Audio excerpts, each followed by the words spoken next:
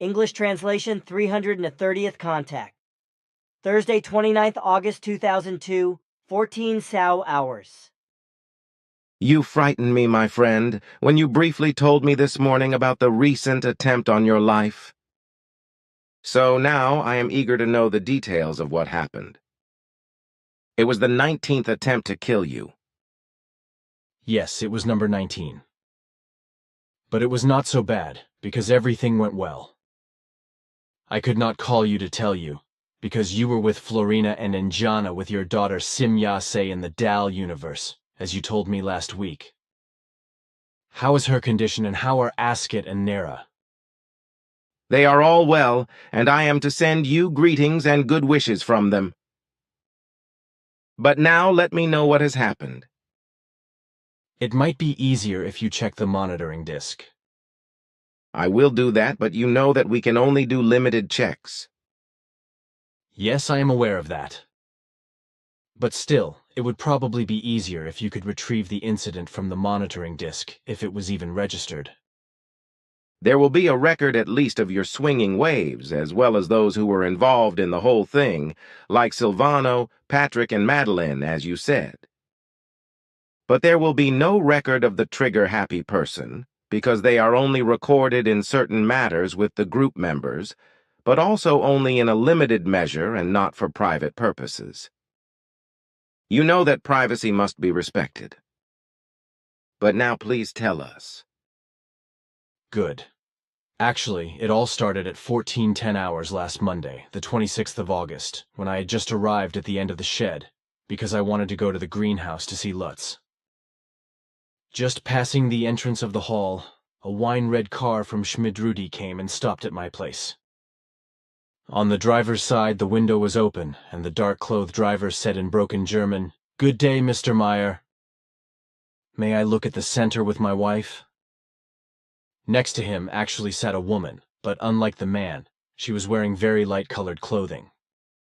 And since nobody was present except Lutz and me, I said yes to the two, whereupon the man explained that he would park his car at the biotope at the front of the parking lot, and then go and have a look at everything.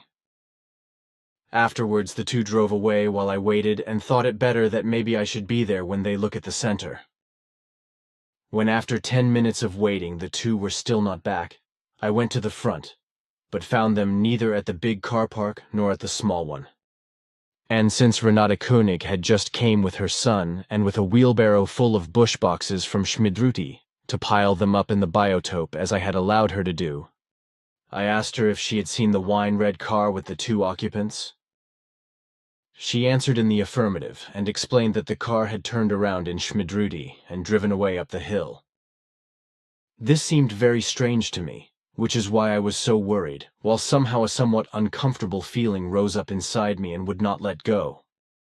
In the evening then, it was just 18:45 here, I was standing in the garage parking lot with Silvano, absorbed in a conversation, when I saw a dark-clothed man at the rear turning area near the rubble silo, who immediately disappeared when he saw that I had seen him. Silvano immediately ran to ask the guy what he wanted. But he had disappeared without a trace, so Silvano returned without having achieved anything. At 18:55 we both were at the porch of the entrance at the center and watched a magnificent large cross spider, which had made a big net and just wrapped a moth and then ate it. And when I looked over Silvano's shoulder backwards to the children's swing, there was the dark-clothed man again, who dived away again when he saw that I spotted him. Silvano and I rushed off immediately, but again the man had disappeared without a trace. My uneasy feeling from the afternoon, which was still inside me, continued to grow, and somehow I worried whether danger might threaten once again. At 20 more hours Patrick appeared, with whom I had arranged to play chess, so we sat down at the kitchen table and started our game. It was exactly 20:55 hours when I heard a noise behind the house that sounded as if a stone had been thrown at the cement wall. So I got up from my chair, said what it might have been, and left the kitchen to look. Going to the yard lamp, I looked to the left first, and when I was about half a meter away from the lamp, I looked towards the Russian caravan. At that moment, I saw a dark figure kneeling next to the chicken yard fence and in front of the caravan, and there was a strong cracking pain in my back, which made me wince and jump to the right side. At the same moment, I saw a fire lance shooting out from the dark figure, and practically at the same time I heard a strange bang at the cottage house. Of course, I immediately jumped behind the house wall into the kitchen door, where I almost collided with Silvano, who came running out and asked if I had been shot at, which I answered in the affirmative. He ran up and got his rifle while I got my pistol and loaded it, after which we searched everywhere for the shooter, but we could not find anyone else in the dark. About 20 minutes later, Silvano searched the walls of the cottage house and the aluminium ladders hanging from them for a bullet hole, and found one in the plastic window. It obviously came from a bullet with a caliber of 6 millimeters. He and Freddy, who in the meantime had also joined the team, searched for a good half an hour, after which Freddy found part of a lead bullet. That is all, except maybe that we noticed that the hole in the target was just above my head height, so it was obviously my head that was being targeted for a ventilation hole. At least that is how I see it. Which you are probably right about. Anyway, I will try to get to the bottom of this as far as I can, and of course I will inform you about it. Have you notified the police? No, because I think that would be absurd, because first of all, it would only cause unnecessary trouble. I know that for sure. One is only suspected of a crime or the like oneself and treated as a criminal. I once experienced this when I was a witness when one of my acquaintances was found to have committed suicide. I was interrogated for hours in Zurich, imprisoned and suspected that I had something to do with the death of the woman. That taught me never to report to the police again, no matter what happened. And if the police are already working in this discriminatory and questionable wise, then it is extremely questionable whether, firstly, something could be cleared up by them, and secondly, this would be extremely stupid because the story would be published in various newspapers. This, in turn, would perhaps have the even greater consequence that certain crackpots and sectarians could get the idea of blowing out my lifelight, which has already been attempted by sectarians, as you know. On the other hand, however, we would certainly be so overrun by sensationalists here in the center that we would hardly be able to defend ourselves against them. So first let some weed grow over the story. About 2 or 3 months. Then it is no longer interesting even for the sensationalists when I openly say what is happening, because by then the sensation has long since faded and is over. And once again assassination attempt no. 19 on the 26th of August, 2002, 20:55 hours. On Monday, the 26th of August 2002, I returned to the center in the evening at about 1840 hours from a civil defense exercise that I had to complete for a whole week.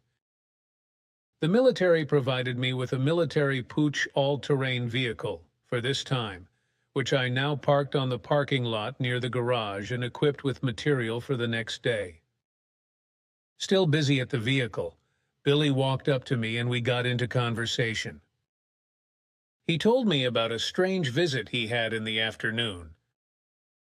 A tall, strange couple had arrived at 1410 hours in a wine-red car in front of the Remise building, greeted him with Mr. Meier, and asked if they could visit the center. Billy told them that they could already look around, but that there was no one there to look after them. So they wanted to leave their car in the front parking lot near the biotope, but they never came back. Billy wondered about this and asked if anyone had seen the people in question. He received confirmation from Renate Koenig from Schmidruti that they had left the center and were driving up the road towards Sitzberg. We continued talking about one thing and another, with my back towards the back hillside, and saw how Billy suddenly looked over my shoulder at 1845 HRs. Then he said that he had just seen a dark-clothed man disappearing in the bend at the back of the rubble silo, only visible for seconds. The quick disappearance of the man caused me to run down to the bend and take a look. But nowhere did I find any sign of a man. After a short search, I went back to Billy and we decided to pay more attention because the behavior of the observed man seemed quite strange to us. 10 minutes later, it was just 18:55 HRs. We both stood in front of the house and looked together at a big cross spider, which was just eating a moth, while the beautiful and big spider's web glittered in the evening sun. One more time I stood with my back to the garage when Billy looked over my shoulder again and shouted, "Now the guy has shown up again." However, Billy had only briefly seen his upper body next to the somewhat distant children's swing, where apparently the same man had reappeared and also disappeared again immediately. Again I spurred off, together with Billy, and again we searched in vain for tracks in the man. After a long and fruitless search, we decided to keep a very close eye on the surroundings. I did some more work, took a shower before I retired for meditation. When I returned to the kitchen at 20:35 HRs, Billy and Patrick were playing a game of chess at the kitchen table. I watched them for a while and also made myself a coffee. It was 20:55 hours when I went to the fridge to get some coffee cream, when Billy asked what was going on outside, and he hastily left the kitchen through the back exit, obviously startled by a noise, which I had not heard myself because I was in the back room of the kitchen at that moment. Seconds later, a rifle shot rang out, which sounded like a small caliber weapon. Running to the kitchen door, I tore it open and almost collided with Billy, who was rushing back up the stairs into the kitchen. I hastily asked him, had he been fired at again? He said, "Yes, the Russian trailer." So I went to my room to get my artillery and checked outside, while Billy went to get his gun too and came out armed. 1 minute later, we searched the center's area thoroughly for the cowardly assassin, armed with a lamp, pistol, and rifle. After half an hour of unsuccessful search, we stopped the action and retreated into the house where Patrick and Madeline were standing at the corner of the house looking out for us because they had also heard the shot. Billy told us that he had noticed a shadow in the light of the chicken yard lamp in front of the Russian caravan and immediately moved to the side, and at the same moment saw a fire lance from a gun, and at the same time heard the sound of a shot. He probably owes his life to his quick reaction. Later, Freddie joined us, and together we searched outside for ballistic traces, such as a bullet casing, a bullet hole in the house wall or something, and a possible bullet. We also found the bullet hole, but not in the wall of the house, but in the plastic pane of the carriage house, in front of which Billy had stood at a distance of about 6 meters at the court lamp. Later, Freddie and I did indeed find the deformed projectile, which was clearly a small caliber bullet. This was now the 19th unsuccessful attempt on Billy's life, and I myself witnessed 6 of them directly. With gallows humor, Billy said that his former patron, King Hussein of Jordan, still had a number of assassinations on his life before he died of cancer, as he had been the subject of 32 assassinations. We can only hope that peace will return in the near future. Silvano Lehmann, Switzerland. Once more again. At the present time, at the beginning of the 3rd millennium, it is unfortunately still the case among Earth humans that various powers are looking for manners in which to destroy truth and real enlightenment with primitive means of violence, as was already the case in earlier and earliest times, and has apparently still not found an end at the present time. This is also what happened on Monday, the 26th of August 2002, when another assassination attempt was made in the long, more or less successful chain of violent suppression of truth and destruction of truth, namely by a hitherto unknown party attempting to extinguish the life of Billy Edward Albert Meier. Fortunately, this assassination attempt failed thoroughly, not least also thanks to Billy's caution and ability to react quickly. But what had happened? On the Monday in question, I, Patrick Chanot, had an appointment with Billy at 8 hours in the evening for a game of chess together in the center's kitchen. Even as we greeted each other, it seemed to me that Billy was somehow worried about something, and when I asked him about it, he only gave me an evasive answer. So I put the matter aside, and we could start playing chess. It was just when the hands of the two kitchen clocks slipped around 20:55 HRs. Billy and I were still sitting playing chess, and were alone in the kitchen with Silvano Lehmann. Suddenly Billy started up and asked, "What is going on outside?" While at the same time he looked attentively but only briefly in the direction of the kitchen window, only to get up immediately and hurry to the back kitchen door, which leads out into the backyard. When I asked him what was going on, he replied briefly that he had only heard a noise, and then he disappeared through the door to the outside. Since I had not noticed anything in this regard, and had not heard anything either, probably because I was concentrating on my chess game, I simply remained seated and looked out the kitchen window. Only a few seconds later, after Billy had left the kitchen, there was a half-loud bang outside, which sounded to me like a small-caliber rifle shot. Silvano, who had just come out of the kitchen's back room and was standing only about a meter from the door, realized immediately what had happened, because he also heard the shot. He hurriedly pulled open the kitchen door and wanted to run outside in a flash to keep a lookout. But he could not do that because Billy immediately rushed up the stairs and appeared in the doorway, almost colliding with Silvano.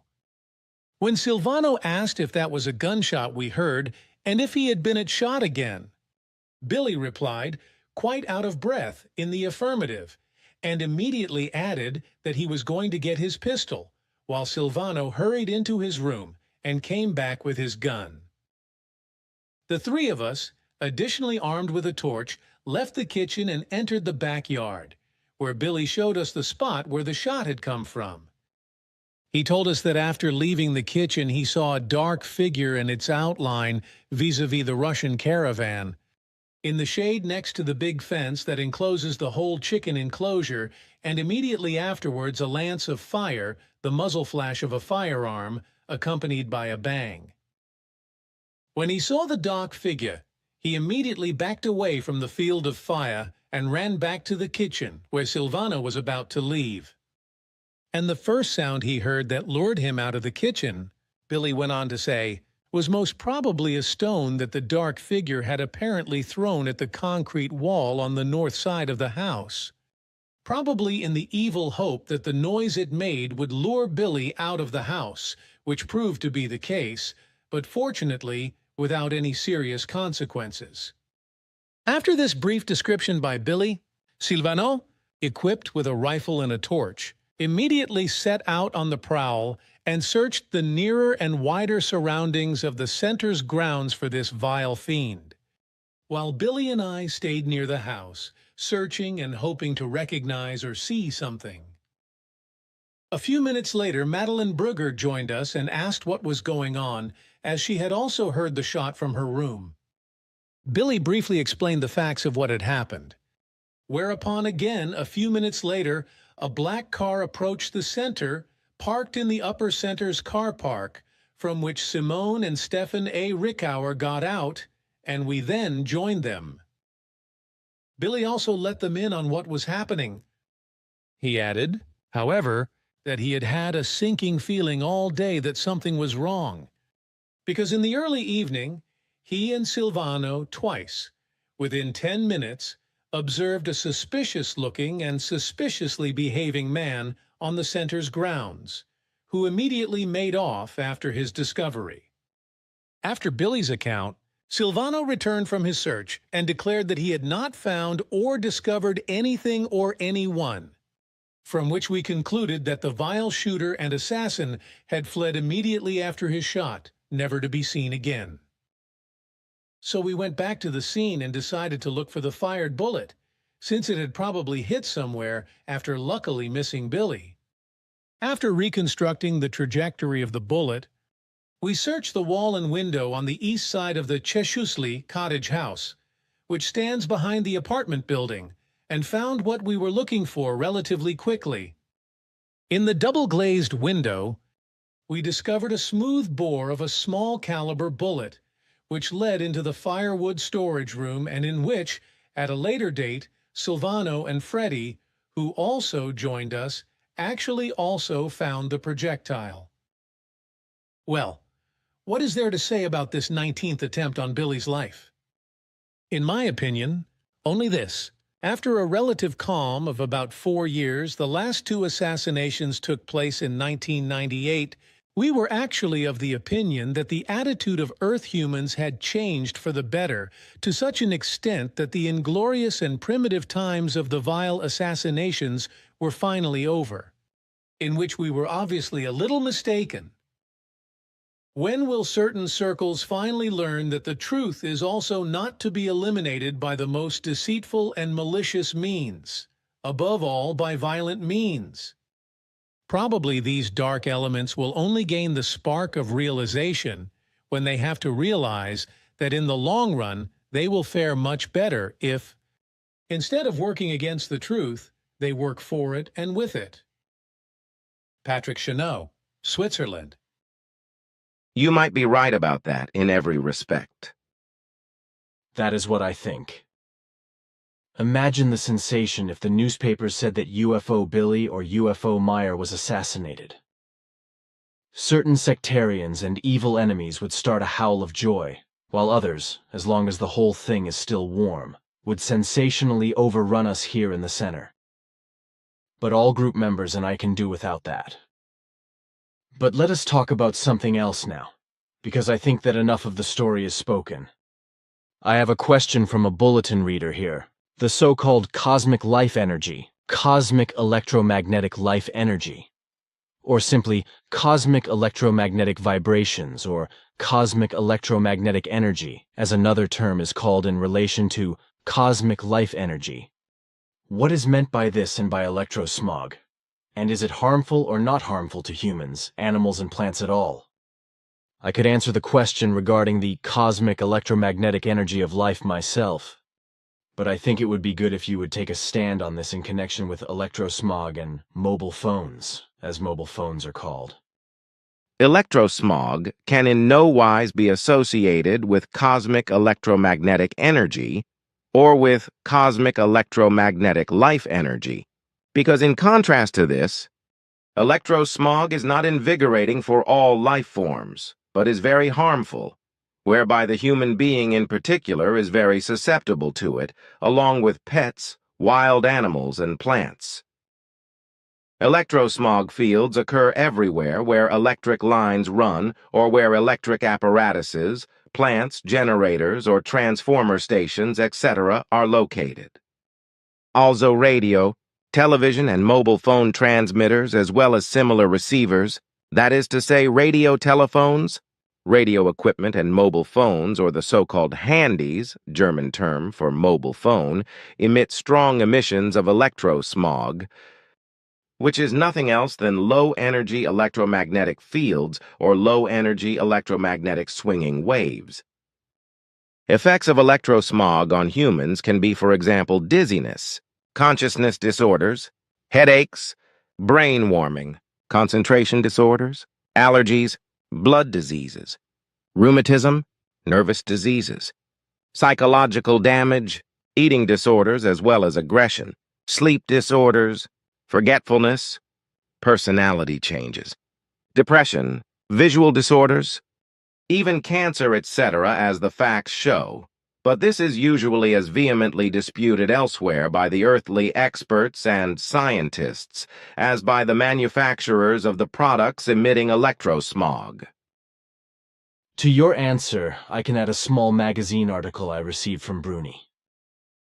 It comes from the magazine Medicine, but unfortunately there is no date available.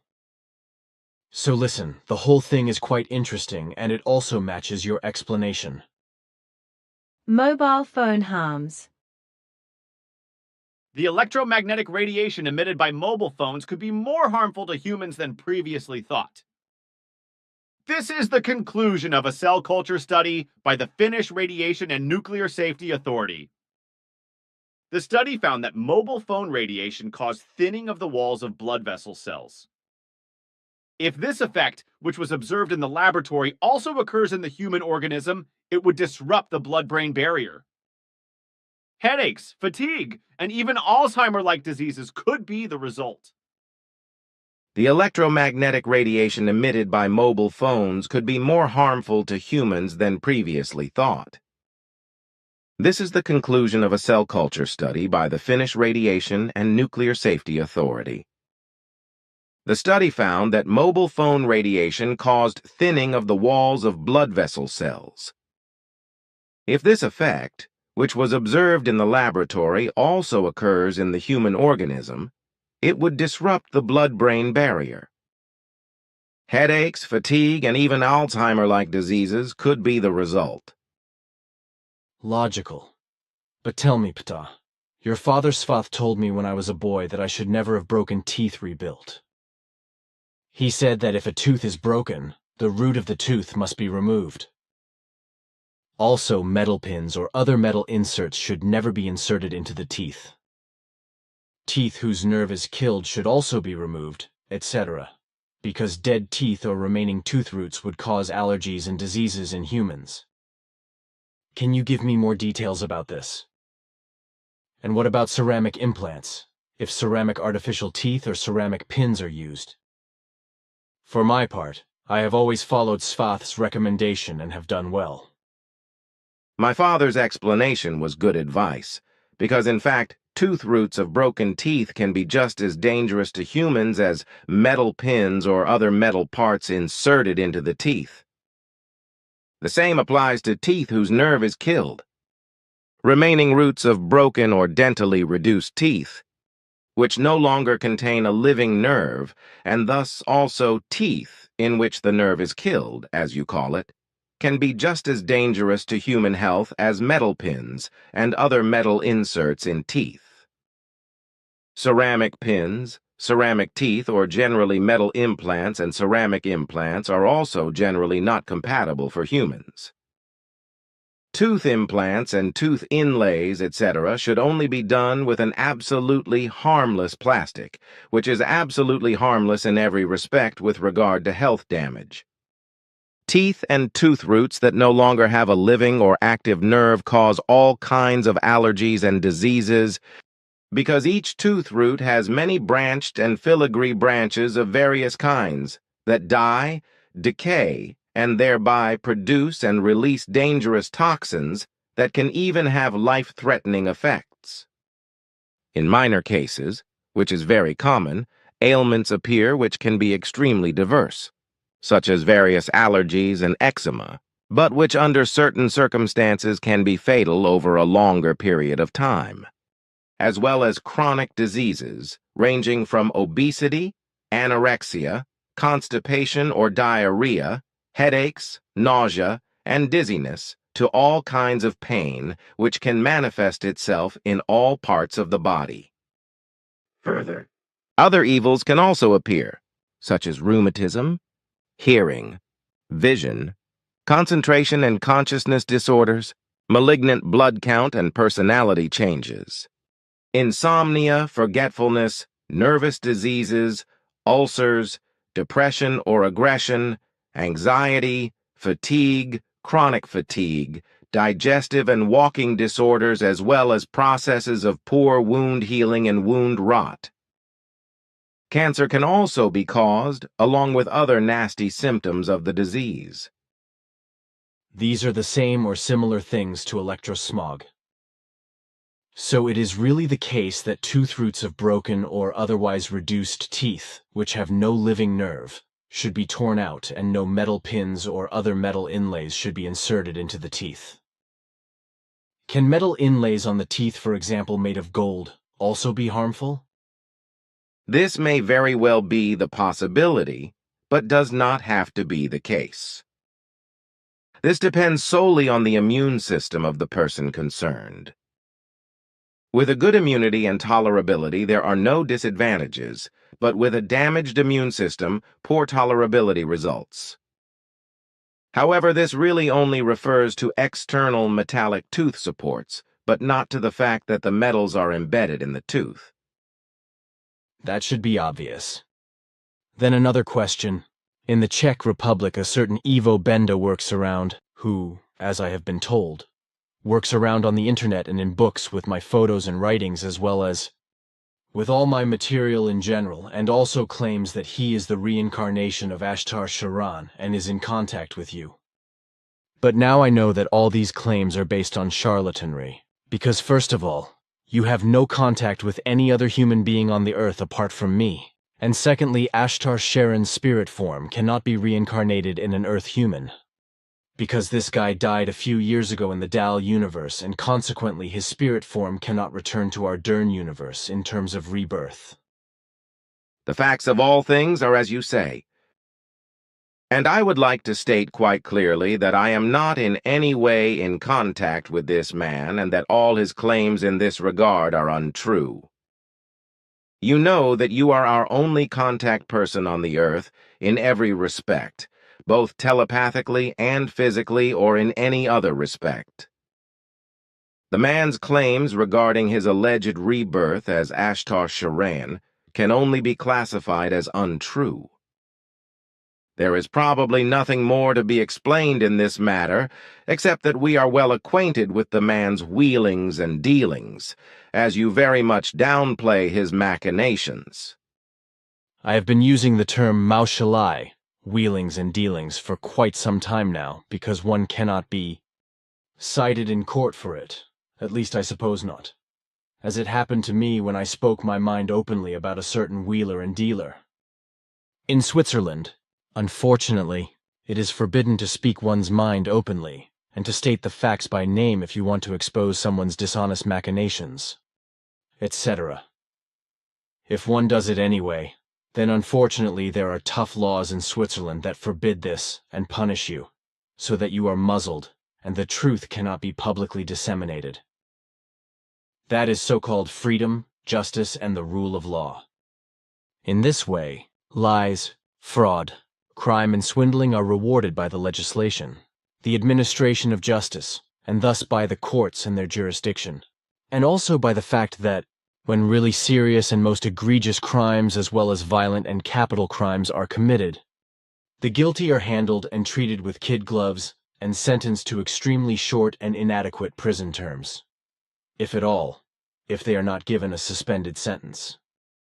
The greater and more serious the criminal act or crime, and the higher the professional, financial, or social position of the perpetrator, the more lenient the judgment of certain courts will be, and the lower the sentences and penalties will be, the more inappropriate and completely inappropriate and scornful of justice. This is in stark contrast to real justice, which is very often trampled underfoot, thereby giving effect to the principle, the little ones are hanged and the big ones let go. So it also happens that if a person speaks the truth openly and honestly in public with those words that clearly state the facts of the case, he or she will be punished by law for this, because any liar, cheat, swindler, thief, murderer, charlatan, burglar, work-shy person, and criminal can sue in court if one publicly exposes his or her real machinations with the correct descriptions of their character traits and their actions and behavior. We have also noticed this fact, especially with regard to the so-called constitutional states.